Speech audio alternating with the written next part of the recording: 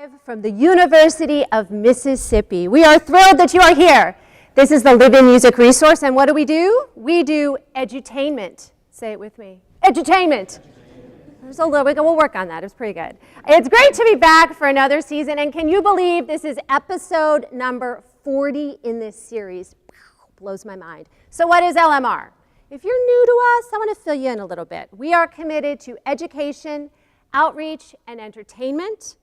We integrate and explore musical styles. We create community connections. We have impact on the arts and cultural economy. We engage in unexpected collaborations. We provide music entrepreneurship to UM students. We interact with alumni in the industry. We bring acclaimed professionals to Oxford, and we showcase Mississippi artists. We are on a music research revolution that is breaking musical boundaries, redefining musical stereotypes, creating inclusive collaborations that engage with community and bridge the traditions of the past with the technology and resources of today. I need a breath. Doesn't that sound good? Yes? Okay. All right. All of this is possible because of some amazing people. And first and foremost, I want to thank my partner in LMR, Mr. Brady Bramlett. And our new graduate assistant this year, Jovania Coleman. We are where we are today because of so many collaborations on campus, off campus, in Mississippi, across the nation, and the amazing people who have been part of this team. So as we go throughout the season, we are going to be doing shout outs and giving updates on LMR alumni. And hello to those alumni out there, and howdy toddy. Tonight is all about saxophones. Saxophones, very exciting. And it's all about the Assembly Quartet. But before we talk about the group in general, we need to meet someone very important from this group. Our very own Dr. Adam Estes. Dr. Estes is Associate Professor of Music at the University of Mississippi. He teaches saxophone, coaches woodwind chamber ensembles, and teaches woodwinds methods courses. Dr. Estes maintains an active international performing schedule as a soloist, chamber musician, and orchestral musician. Dr. Estes is a Ligier endorsing artist and a Yamaha performing artist. He performs exclusively on Yamaha saxophones and has recorded on Albany Records, AMP Recordings, and MSR Classics. I need another breath. Give it up for Dr. Estes.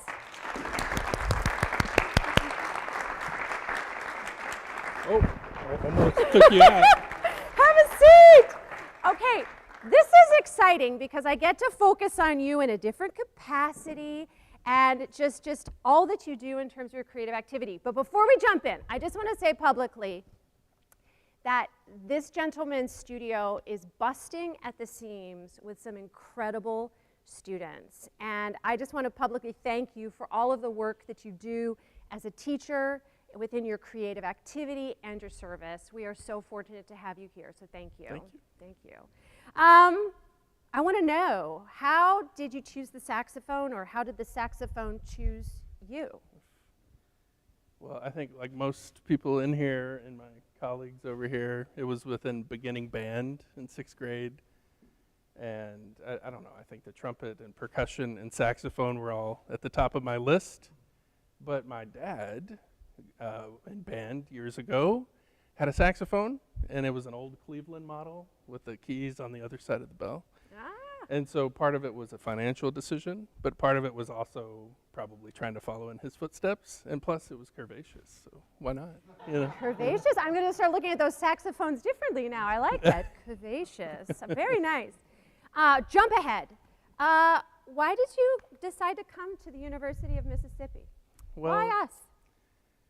That's a good question. You know, I grew up in Texas, and prior to coming to Mississippi, I was working at a university, Minot State University in North Dakota. So I was eager to, one, get back to a warmer climate. It's warm in here tonight. It is. But two, and more importantly, you know, from a professional standpoint, I've always sought a position at a flagship state school in a state where, you know, yes, you're still going to recruit and advocate hard for your programs, but also that has a brand that recruits for itself, that has generational, you know, students from families coming here. You know, there's on our campus. It's, you know, a rich tradition of legacies of students of multiple generations coming here. So yes, we recruit actively for students, but also we get students coming here just because of the tradition of, you know, generations of students coming and supporting that. And so I was intrigued by that.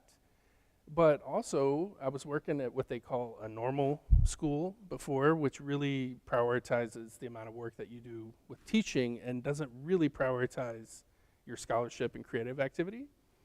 One of the big luring factors for me when coming here was, you know, they pitched the program as like, listen, you're also going to teach, yes, but equally as important is your creative activity.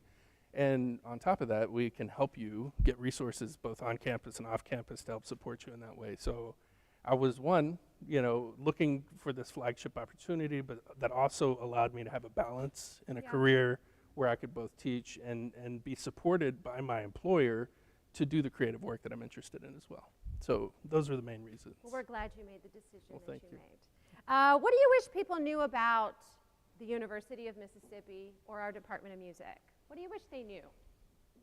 Well, I mean, I think if you ask maybe the students or more of the faculty here in the department, the most visible part of our department is the marching band, right? So I think, and we talk about this in our faculty meetings, but how can we continue to engage more with our local community and get more people to come in and see, you know, events like the Assembly Quartet residency on a more regular basis, where it's not just students and, you know, connections of people that I know or that you know or that, you know, Dr. Graham knows or so forth, that it can be a little bit more widespread. So I think what people don't always know within each department is all the wonderful activities, the smaller cells of things that are happening, like the active chamber music that we have going on. So I think from our department, I think maybe the answer is just keep striving for more outward community connections to help populate, our seats with audiences that are not just our students, but, you know, community members too. And otherwise, you know, we're becoming more celebrated. Thankfully, the women's golf team won the national title 2 years ago, right? Yes. And the men's baseball team, go Brady, right? We got it last year, yes? Yeah, I mean, so that's drawing some more interest, right, macroly, which is no doubt helping boost enrollment. But I think everybody should really seek out all the wonderful programs on our campus, because if they just, you know, peel back a layer, they're going to find more and more opportunities for great engagement that include, you know, music events, but also other cultural events too that I would recommend. Very well said, Dr. Estes. Very well said. So I want to jump into the Assembly Quartet, but before doing that, we need to fill these 3 chairs, I believe. We've got to have a full quartet here. So I'm going to introduce them one by one. First up, we have award-winning saxophonist Jeffrey Heisler. He has been recently appointed to the faculty of Oakland University in Rochester, Michigan as professor of saxophone and conducting. Among his significant accomplishments that have garnered national acclaim was a 2005 Fischoff National Chamber Music Competition first prize gold medal as the soprano saxophonist with the Blues Square Saxophone Quartet. He has performed several concert tours throughout the United States, Italy, and France, an advocate of contemporary music, a theme for the evening. Commissioning and premiering works by acclaimed composers, he is in demand with orchestras, as a recitalist, and as a pedagogue. Let's welcome Jeffrey. Am I allowed to hug or shake? Welcome. Have a seat. All right. Keep those hands warm. Next up, Ian Jeffress currently serves on the faculty of the School of Music at Western Carolina University in North Carolina, where he directs the saxophone studio, teaches courses in music theory and oral skills, and is the director of the Contemporary Chamber Ensemble. He has performed at venues including the World Saxophone Congress, the Navy Band Saxophone Symposium, and numerous meetings of the North American Saxophone Alliance. He has served as saxophonist for the Charleston and Asheville Symphony Orchestras and has performed as a soloist with the Cornell University Symphonic Band. He is consistently involved in commissioning and premiering new music for the instrument. Let's give it up for Ian. Hello. Welcome. Last, but certainly not least, award-winning concert saxophonist and pedagogue Matthew Younglove has performed concerts and recitals across the United States, France, Croatia, and the UK. He currently serves on the faculty of Tennessee Technological University as assistant professor of saxophone. He is an expert interpreter of contemporary music and has commissioned or premiered works by a robust list of impressive composers. He has performed with ensembles and as a soloist with many symphony orchestras and has been an invited guest and clinician at several colleges and universities across the country. He is a Selmner artist clinician playing Selmner saxophones exclusively. He can be heard on the AMP label. Give it up for Matthew. Welcome! This is exciting, right? It's exciting! I just want to say wow and welcome. Thank you for being here. For those of you out there, there is a jam-packed week planned with these folks. Do you want to give a little rundown of what's happening all this week? Yeah, sure. Already today we taught a saxophone quartets masterclass during the instrumental area meeting. We have the LMR live experience, which we're doing now. Yes, well, we are. This is not a dream. And then on Wednesday, we're thrilled to be given a presentation on identity in music and repertoire association, and really discussing our projects that we'll hint on a little bit tonight, and then talk more thoroughly on Wednesday. That'll be at 1 p.m. on the stage. And then on Thursday, the sort of capstone performance experience for us this week is going to be our recital here on the stage at 7:30 p.m., which is going to feature our music on this upcoming album, which will be released on AMP Recordings this fall. And it's going to feature music from the saxophone quartet plus genre, which we'll talk about a little bit more later. But then on Friday, we'll teach another masterclass to the saxophone studio, where some soloists from the studio are going to get to play for our guest here. And then finally, an inaugural event that we're hosting here at the university is Lions Band. Let's see if I can get this ready. Lions Band Ready at UM workshop. Yes. Yes. Lions Band Ready workshop. Yes. Are you ready? Yes.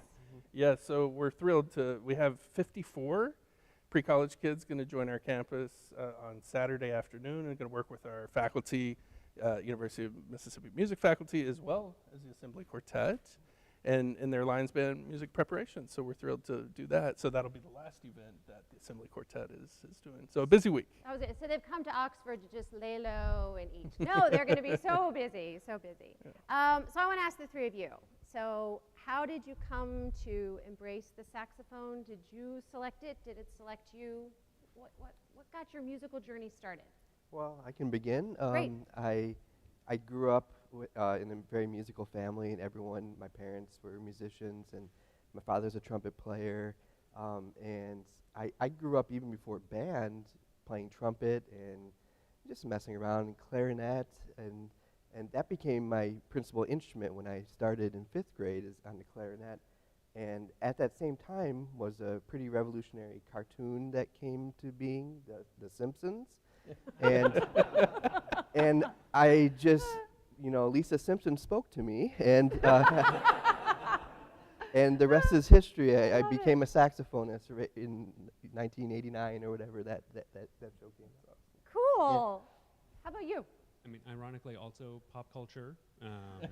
I think I was 7, maybe 8, when George Harrison's Got My Mind Set on You came out, and the music video featured a bunch of animatronic animals as his backup band, and there was an animatronic squirrel playing the saxophone that was probably the coolest thing I had seen in my life. I love it. Up to that point. So that was like 90% of the job, and my older brother technically played the saxophone in his middle school band. And so I knew that there was this like mysterious black case. I'm sorry to throw him under the bus. That the case was never opened at home. And then you So opened it and it was just this, curvaceous. Yes, it was this object of mystery. So that was like the other 10%. Got it. For me, my story is a little bit of a story of success and a story of failure. So I started playing saxophone like many people in 6th grade band. I had picked out, as similarly to what Dr. Estes mentioned, what Adam mentioned, that the trumpet, saxophone and percussion were my goals. Trumpet, because that's what my best friend wanted to play, and I thought, well, sweet, we'll sit next to each other and talk, as every sixth grader thinks.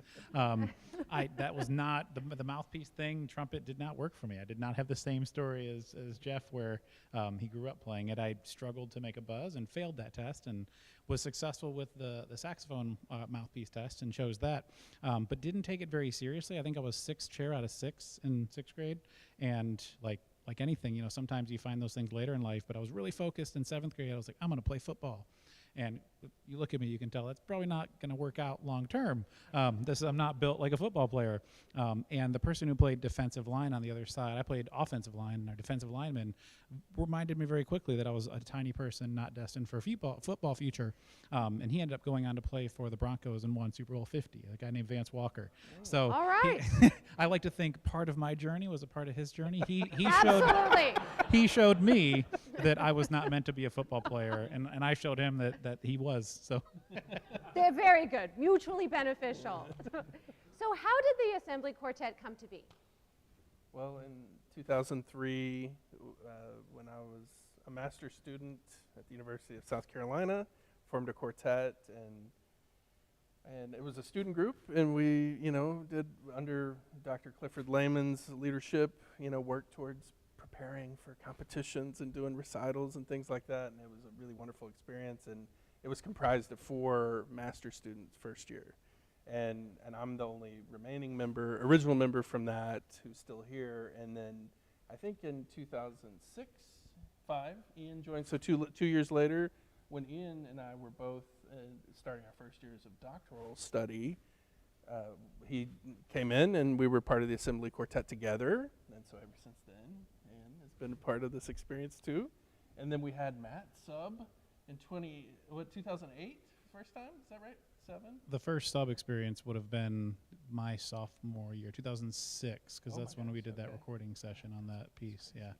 So we had him sub for a couple of gigs. Sub auditions. Yeah, but it was crazy. I mean, it shows you kind of the talent that Matt was and the hard worker that he was as a sophomore, undergrad. Wow. That doctoral students in this group needed somebody to fill in because a member couldn't do a gig. We're like, Matt, hey, would you do this? And he did, and the rest is history. So, yeah, by 2008, you were a firm member of the group, and then we were just thrilled that in 2014 to hire this man here, Jeff Heisler. And he didn't go to school at South Carolina. He's the only member of the group that didn't, but, things change. 20 years, next year is going to be our 20th year anniversary, Wow. which is crazy. But we're just thrilled that Jeff came on board and, helped shape and change and re-energize our vision and our direction. It's just been a real ever since. Yeah. So, in reading about the group, one of your missions is to engage with audiences in public schools and communities. How did you come to make that a priority of the group? Yeah, it's a great question. Ian, can you take the lead on that first? Sure. Yeah, we had to make a transition as we were all in different places in our education from being a student group to being a professional group, kind of piecemeal, and kind of find our way. As we were getting started, Adam was finishing up the doctorate. I was moving across the state line up to North Carolina to start my first job. Matt was looking for what his graduate school experience was going to be like, and so we were trying to figure out how to keep the group functional, keep finding opportunities to work together. And as we were all working towards individual teaching careers, getting to work with younger students and have some part in kind of sparking their interest, not just in making music, because there are a lot of great band directors out there who do that work every day, but getting them to be aware of chamber music as part of their potential musical life and something that they could take joy in as musicians is not always something that there's time for or opportunity for in a band room setting. Right. So getting to find chances to come together and know that we could kind of build the core of our brief time together around visiting schools, getting to work with students, and then find hopefully an opportunity to play a concert and keep kind of stretching ourselves musically. That was a really good balance for us, and it seemed the end of every tour like it had been a week, not just of a lot of enjoyment for us, but that we could walk away from feeling really, not grateful for, but well, yes, grateful for, but also that we had done a good week's work, working with students. I mean, it makes me want to say two things. One, I think it's difficult, from what I view, most band directors, as you said, to have time to fit in that solo component. I mean, they're dealing with so many people, short span of time. There's always that competition or that concert. So you're really filling a void and helping, which is really wonderful. And then the other thing that's just sparking, and I want to plant a seed with our students, I hope you're hearing that you have these great artists that studying various levels, but then how do we connect the dots to create the opportunity to then perform, and then how do you fund it, and finding that magical balance, which is going to vary group to group, but you guys do so well, and thus have then this brand, right? Right, yeah. And what Ian says is great too, and sometimes it's the reverse. Like, we look to build a tour around one chamber concert series hire, say that they bring us into, let's say, Lake City, South Carolina, for example. We had a lovely gig out there several years ago, and we built out and we did outreach concerts and clinics in public schools in that area. And so we'll build like a week's worth of touring around one central, like, capstone event that is paying the bills, right? Right.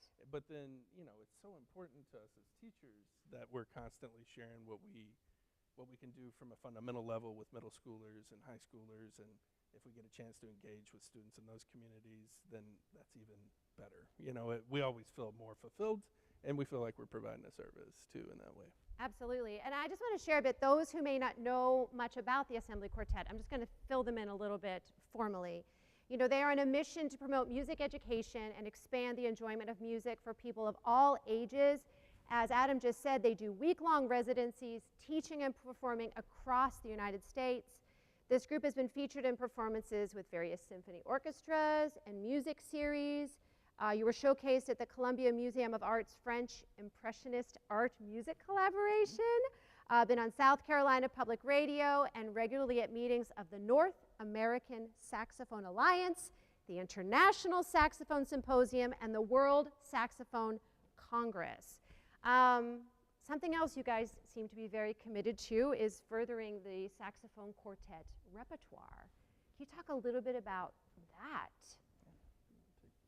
Sure. Well, I think it's all of our mission to further the repertoire of the saxophone. Our instrument hasn't been around very long, right? And it's still growing. However, the level of technique that the instrument's capable of and the players are capable of has gone through the roof in the last 30 years or so.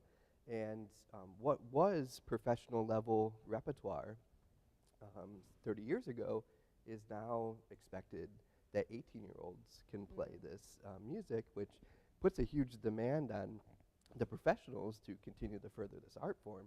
And so I think that's one of our missions. So we do that in a variety of ways, one of which is to commission new works from living composers.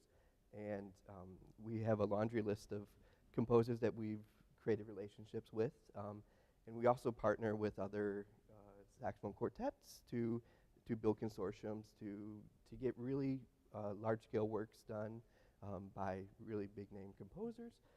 Another avenue is to do transcription work and to take existing pieces from similar genres, chamber music, and arrange them, sometimes with the composer themselves doing the arrangement for saxophone, and this furthering expanding the repertoire in that realm. Our concert that we're going to do on Thursday is an example of that. All the works that we're going to perform are transcriptions of existing works, and these are going to be. And you've transcribed them, right? I have. That's all of them. Yes, that's a big amazing. part of my. All of them. Yeah, That's incredible. That's a big part of my creative activity, and yeah, it's really just a joy to solve some problems, like a string quartet to a saxophone quartet. There are many challenges, and that's what makes us better musicians, is to try to solve those musical problems and to great success. And it just, I think, says a lot about the saxophone's flexibility. It's like a chameleon, and we can fit into a lot of different soundscapes, and we enjoy doing that. So how do you decide what piece you're going to transcribe? I mean, do you guys decide this collectively? Do you get to decide? How does that go down? We just pitch it to each other, right? Yeah? I think you brought the Schnittke Quintet to us. Yep, So yeah. Alfred Schnittke's piano quintet, which Jeff did to this arrangement, what is it, 2017, something like that? It's always been one of my favorite I chamber know. music works. It's just so haunting and beautiful. And yeah, just something I always wanted to bring to the saxophone. Sometimes publishing companies are, if the composer is no longer with us, is difficult. So Right. getting rights to do that was the first step in that process. But yeah, And we it's such a trotted that home. out in 2018, I think, Yeah, I right? think so. That was our first performance of it. It was something that we've recorded that's coming out on this remix album, which will be released on Amp Recordings later in this fall, which we're super So thrilled. exciting. And it's one of our favorite pieces to play. Audiences come away with it with very impactful responses to it. It is hauntingly beautiful and unnervingly dissonant at times, but the sort of satisfaction and emotional response and emotional participation in performing that piece is something I think really special to take part in for both the performer and the audience. Yeah, and so Jeff, the other piece, Original Blend, which is for sax quartet, piano, and drum set. He also arranged that for us. Yeah, Bill Ryan's a good friend and colleague, composer at sister university in Michigan, Grand Valley State University, and he has this band called Bill Band. It's from his New York days, and yeah, it's really funky, cool music, and it's a jam. It'll be a resonant experience in Yeah. here. We're All going to have a right. good time with that. Have you ever transcribed something and it was like, no? all the time. Yeah. Give us one.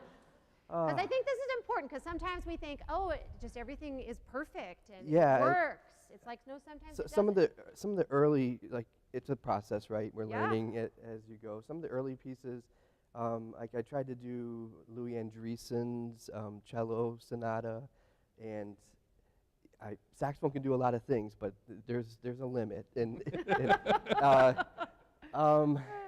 it usually evolves around like finding ways for the music to breathe, but also the human to breathe. Is the wind instrument after all, and so those are usually the failures, are the ones that are coming from the string or keyboard genres. Voice also sometimes. I remember, not in quartet setting, but as a soloist, I was really just in love with some of the sets of Foray's later songs, and one of my piano colleagues at the school where I teach is a vocal coach and loves the vocal repertoire, and I thought it's a great chance to make music with a friend, and there's a lot to be said for shifting vowels on repeated notes that Yes. voices do really well that the saxophone can only go so far with. Got it. But respecting those limits and trying to find creative ways around them sometimes works and sometimes not. That Jerusalem remix, which is going to be featured on this program too. We were talking about community engagement earlier. So I brought that piece to the quartet after I witnessed a performance in the Ford Center a few years ago. Ensemble 4.1 came to the Ford Center as an artist series and presented this wonderful program. And I was like, this piece sounds like it was composed for us. And so we reached out to Avner, the composer, and then I pitched it to them, we ordered the score, and Avner's like, hey, yeah, mock it up, share it with me, we'll see if it works. And so we did, and he loved it. And ever since then, it's kind of an anthem for us a bit, and we're loving sharing that and can't wait to share it on Thursday too. That's great. Take us into a rehearsal with the four of you. What's the dynamic like? I think How is it? the most Because there has important to be thing. like energy Yeah. and, Oh, you for know, sure. I mean, Yeah. give Well, us the scoop. we definitely have work to do, so we show up to work, but we don't take ourselves so seriously that it's just work. There's a lot of laughing, there's a lot of fun.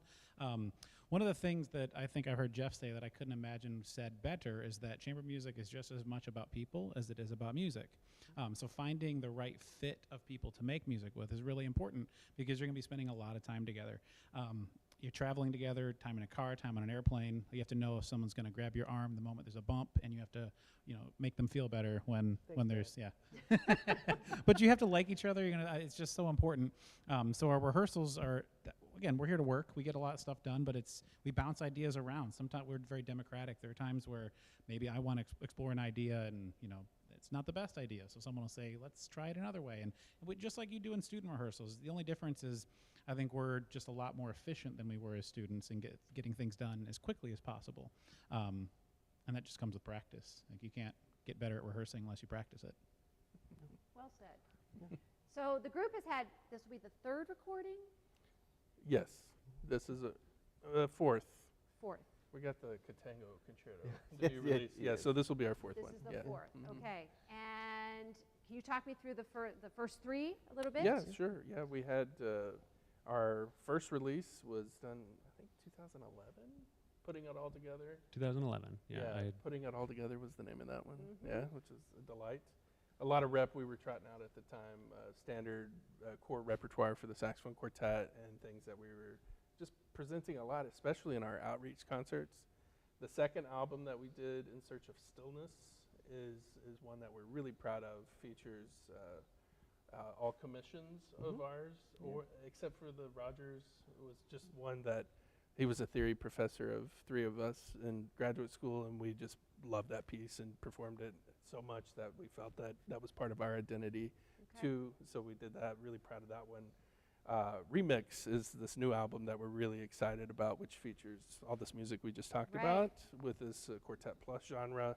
And then to be released on Mark Records is this concerto that we performed with Margie Underwood and Western Carolina University Wind Ensemble last November, and that should be released in the spring. Yeah. So when you're, for this remix, talk us through a little bit the process of making the recording, getting it to the label, that kind of stuff. It's a great question. Yeah. It's one that we've learned a lot of over the years. Yeah. It's important that as academic, professors, that this is creative work is on a label. What does a label do? They advocate for you. They get reviews. They pub it. They spread it out, and they cover licensing fees and all this stuff, right? So there's a fee associated with that for every project. We chose repertoire that we wanted to really be associated with, and this one is all the rep that we just discussed, right? All this Sax Quartet Plus stuff. So we go into the studio, we lay it down. We have a lovely collaborator, and Mark Bunce is the recording engineer that we work very closely with. Have you worked with that recording engineer on all of the albums? Two of them. Two of them now. This is our second with him, and then Jeff's done 2 solos with him. I just did a solo with him, and Matt's done a solo recording with him too. So he's very familiar with our work now, and there's a good rapport. And we recorded this studio that's very easy to work in. It has all these separate spaces that makes life very easy in the studio. It's called Stone Soup Studio recording studio in Maumee Bay, Ohio. Yes. All right. Yeah. So we did this one, finished it up in March. I think we finished up the recording of that in March, and we've been working on the edits and so forth. A lot since then. Yes. Who takes the lead in the edits, or do you all work equally on that? Good question. Yeah. We each took a piece, and I'm in the fine tuning stage right now, and things are supposed to be getting to amp in hopefully the beginning of October for that release. So we're at the final stages. Yep. Wow. It's exciting. It is very. So I want to shift. Another thing that this group does is the pedagogy project. Yes? Can you fill us in a little bit on what that is and what purpose it serves? Absolutely. Well, it's a great passion of ours. We're all educators. I think all musicians, it's an oral tradition. We're educators no matter if you're a specific educator or you're a performer. You educate through your sounds, but we feel a great passion because saxophone in the traditional sense, repertoire has some limitations just because of our tradition. And what we tried to do was, what we noticed, especially in saxophone quartet, is there's all this very difficult repertoire. And there's nothing to sequentially step into, or very little, that is originally composed. And so that's what our first mission was, is to start a commissioning project to commission living composers for works specifically for pre-college, emerging saxophone quartets, like that grade 2, 3, 4 level. So they have this repertoire that's fun, engaging, it's real, it comes from living people that they can relate to, and also build some pedagogical skills through repertoire, which I think is a big thing that's sorely missing without all the great technical challenges that a lot of the professional level work requires of saxophone. So that was the initial step, and then we realized that takes a lot of money to do. It all does, doesn't it? And there, our main tradition is through the wind band tradition, and so we also sought to maybe find those really great wind band works and see if we can create a chamber version of those. And the pandemic was wonderfully important, I guess, for this mission, because when everything was shut down, a lot of band programs were looking for these pared down versions of large-scale band works to do in 4 or 5 parts. Right. Like flex. Yeah, flex arrangements, and I thought those were great, and so we worked with a quartet this afternoon that was playing an arrangement, Sheltering Sky by John Mackey, which is a very famous and well-played work for wind band, and they sound great. And at that same time, John Mackey, because a couple years before the pandemic, I approached him about creating that chamber music arrangement for the beginnings of this project, and he agreed, and he was like, yeah, this is awesome, keep trotting this out. And so we performed that. The pandemic hit, and he writes me an email saying, hey, can I use your arrangement to create a flex version for band to get this out here? And I'm like, yeah, and you saw just hundreds of composers following suit and similar things. So some of these works have become a project to create saxophone quartet versions of the wind band tradition, and that's a fairly large part of our creation for this project as well. Yeah, something else that the Pedagogy Project allows us to do is to engage with something that our students are very excited about as we are, which is finding voices that reflect the society around us, and getting to engage with a wider field of composer voices than has maybe been traditionally accessible in pedagogically focused repertoire, right? Which is often older. So getting to look, as far afield as we can for composers who want to engage with young players, getting to work with composers who are really excited about reaching a wide audience, and getting to amplify their voices is both really exciting for us, but also something that I think all of our current students are really, really admirably, intent on. Exactly. They're hungry for that, and that's really exciting to be able to kind of, interact with like the upward spiral of that excitement of that part of the project. That's great. One other thing I'd like to add to that same concept is I firsthand seen a lot of student groups that decide they get excited about seeing a saxophone quartet. They go on YouTube, they find a piece they want to play, and they order it and they start working on it, and they realize very quickly, like, oh, this has some skills that I'm not quite ready for, that my peer group is not quite ready for.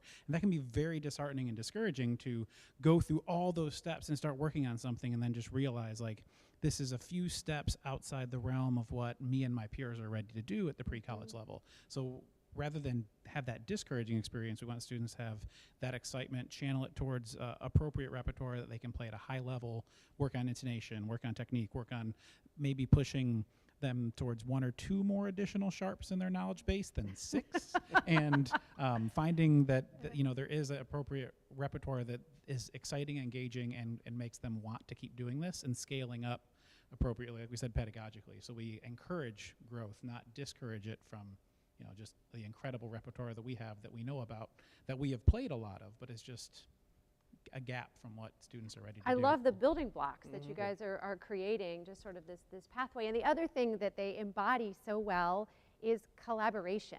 I mean, it is so key to music, right? But not everyone does it well, and you guys are doing it so well with one another and others. So very cool. And it's necessity driven too. Like Yes. we see it in our studios. It's like, okay, we got a young developing group. This rep is beyond where I want to put them through because it's going to be painful for them. They're not going to love it because they're not going to be able to do it, have great success quickly. So we're like, let's find some great music that resonates with them, that they feel good about themselves playing. And so it was from a necessity that we had these conversations to start this project. And it's so exciting, like, as an example, we wrote a grant through the Mississippi Arts Commission, a project grant to commission 2 pieces as part of this project. One was for Ryan Todd, who's at Edutainment Community College. And a lot of our students know him. And how cool is it that they know the person that wrote this piece that they're playing? And the other person, which we're super thrilled about, as part of that project, is Om Srivastava. And they got to meet Om. Dr. Srivastava came down and did a master class with the studio last year and got to engage with him. And in addition to, fresh voices and new composers, what Om's piece is doing is introducing Carnatic music in a pedagogically sound way that is attainable by developing groups. So how cool is that, right? So they know the person and they're getting, something that's more reflective of current or contemporary music styles in art music. And so these are just some of the things that we're really passionate about as part of that project. And, yes, let's get composers of color, let's get a more diverse, field of composers for this group that we're trying to attract pieces from. And then let's also make sure that it's, hitting all the pedagogy that we really want to tick off for this, Yeah, but everything you're saying is not intuitive for a lot of people. I mean, a lot of people, I think, you reach this moment where there's something doesn't exist. It's like, oh, well, it doesn't exist, or I don't have the money to do this. Sort of what I hope, especially the students are being inspired by, you keep giving examples of something that was missing or a roadblock, and it's like, we're going to problem solve. We're going to find a solution. We're going to make it happen. And that's really exciting. I mean that sincerely. Awesome. All right, we're going to shift for a second because I feel like the audience is getting too still. We are going to shift, and we are going to play an LMR game. And this game, so being a child of the 80s, you couldn't listen to any popular selection without there being a saxophone solo. So that was my introduction to the saxophone. So we are going to play a game inspired by those types of repertoire. It is called Sax, What I'm Talking About.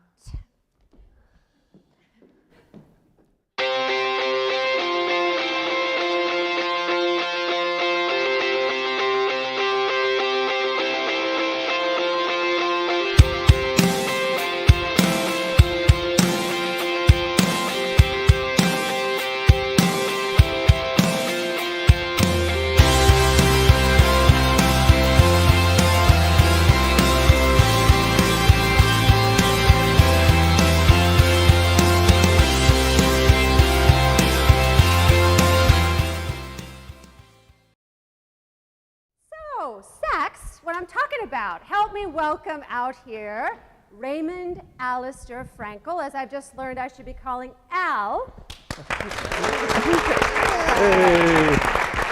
As a surprise to you and the rest of the quartet, we have Al here, who is going to play the excerpts from these songs. What we are going to ask our quartet to do here is to name the selection, and if they can, the artist. If you can't think of it, make something up, okay? But you will be so inspired here that I'm sure you will guess. I'm sure you'll guess. All right.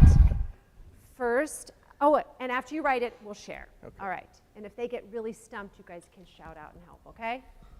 Yes? They said yes. All right. Number 1.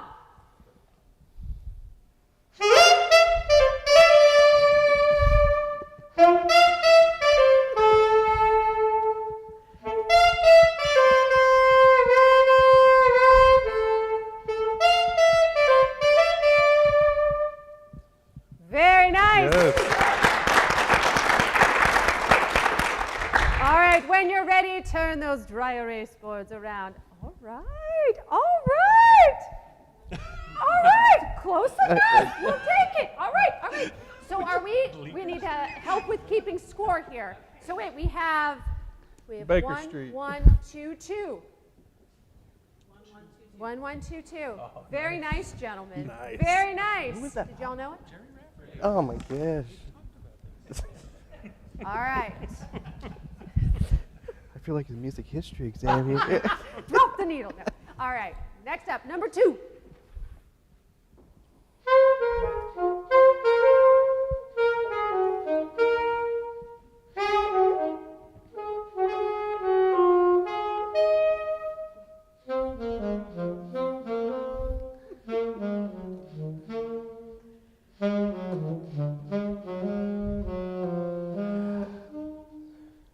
Very nice.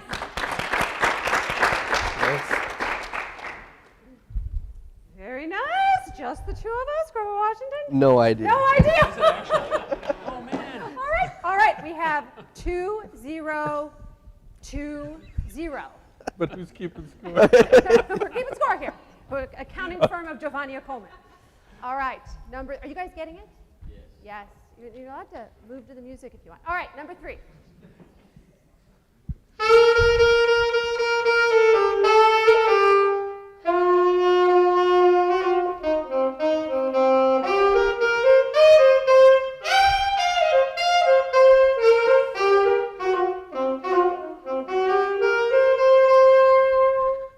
Very nice.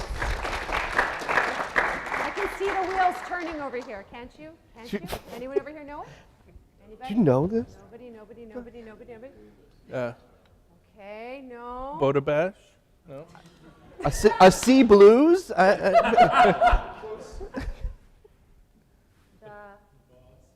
Boss? All right. Share with the mouth.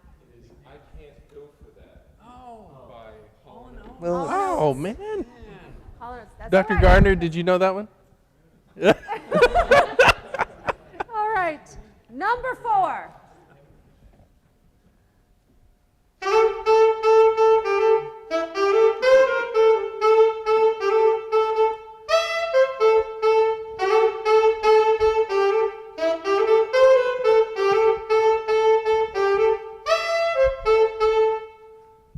Very nice.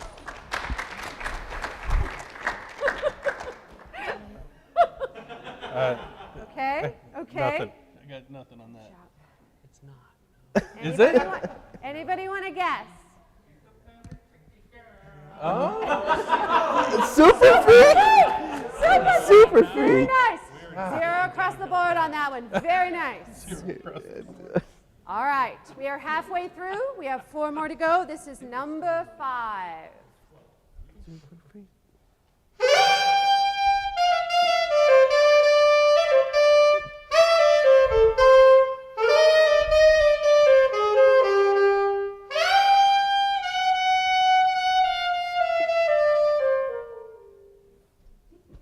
I recognize it, but I can't remember. I don't.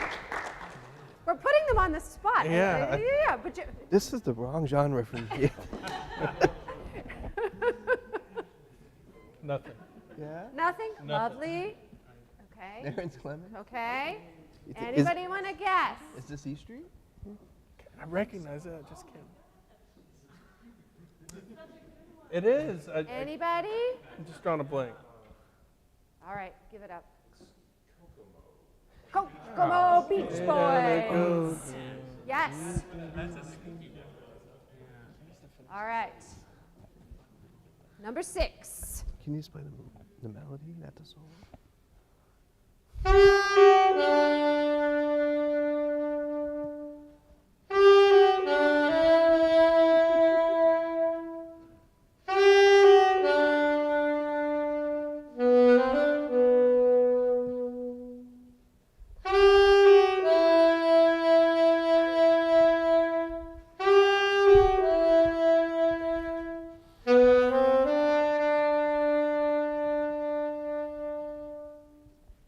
Very nice. Yeah. Recognize it. I have no nothing for This you. is not right. Okay, but You're making good guesses here. Thank Good you. guesses. We got lots of question marks. All right, it's all right. I see some head nods from over here. Come on. Yes! You. Dr. Gardner got it. You belong to Yes. the city. That was I well did. played. Very nice. Yeah, It yeah. was. All right, next up.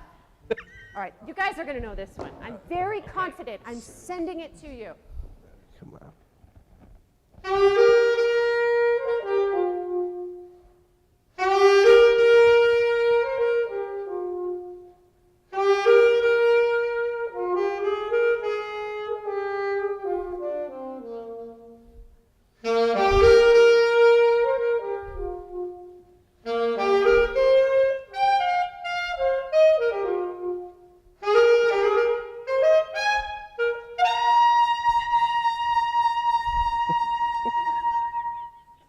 Go Al. Lovely. Lovely. I love that you keep writing stuff down. Yes. Putting it out there. I love it. It is. I'll take it. What was it? Partial credit. Partial credit. Yes, partial credit. By Springsteen. It does sound like it. Thank you, Anybody Al. want to guess? Nobody?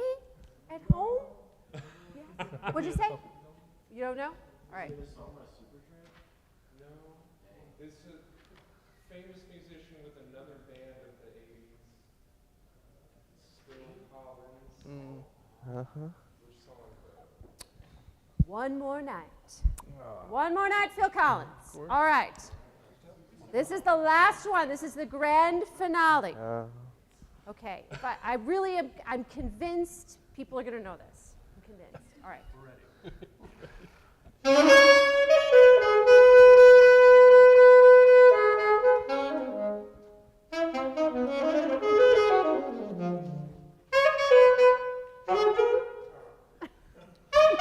I played that one terribly. I practiced it so much. I don't think I think you're being too hard on yourself. Yeah, yeah. Hey! He's awesome. Anybody want to guess? Donna Summer. Oh. You belong to the city. Yeah. I played that one terribly. That was probably the hardest one of the bunch. Donna Summer.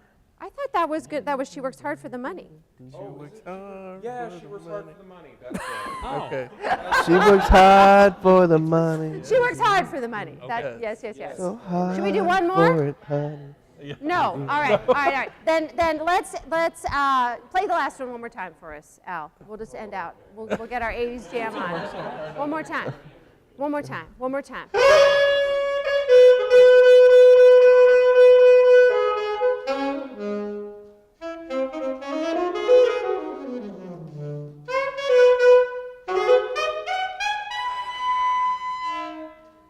Hey! Give it up for Al. What's our score? Oh, yeah. Yes. Yes, yes.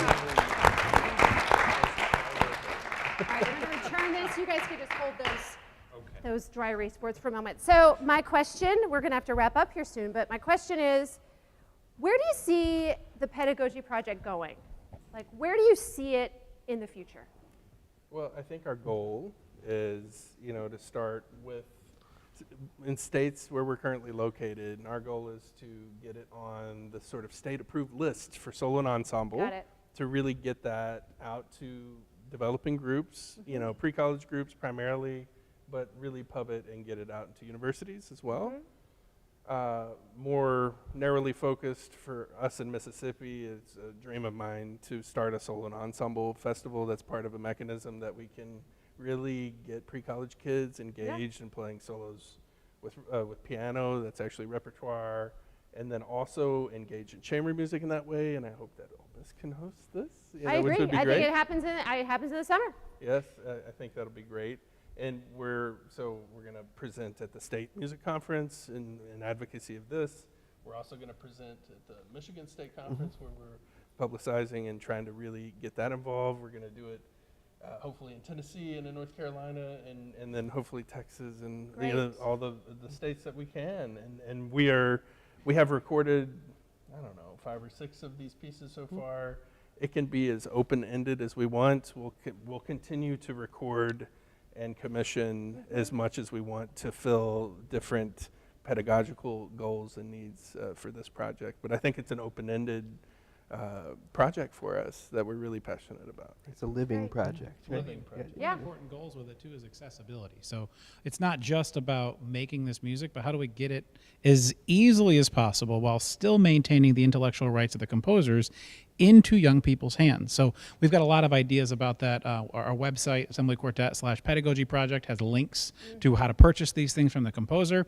I think it'd be great in the long term to maybe get a collection of these that are published so that band directors can purchase, a set of 10 of them for something that's not terribly expensive of a price, but still, gives their students access to that in a renewable way because it's, owned by the school.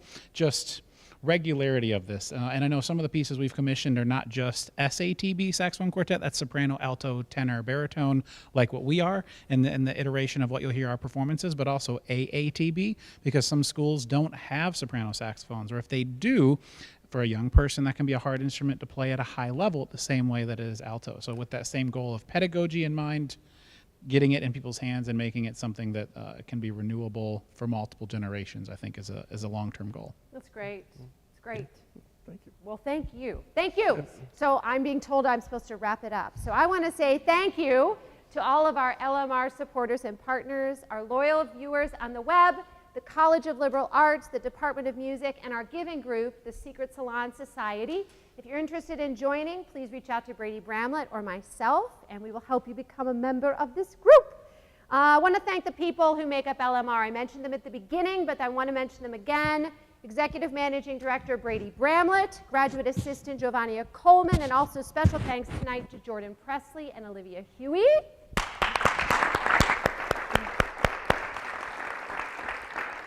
If you are in the vicinity, please come on campus Wednesday at 1 o'clock.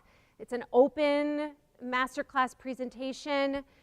Thursday night, the concert is free at 7:30 in this lovely space. You are more than welcome. If you need assistance, directions, reach out. And then Friday, a little more intimate, but if someone wanted to pop in, pop in. Here on the stage at 1 o'clock. Why not? I mean, after you hear all this, Come you're here, definitely gonna wanna Alistair, come. play some more, and come here, Dakota, play. Yes, as well. fantastic.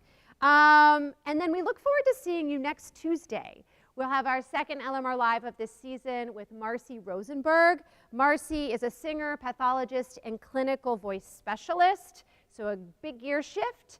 And we'll keep you up to date on all the things happening this semester. Finally, I want to thank this quartet, Jeff, Ian, Matthew, and Adam. Thank you.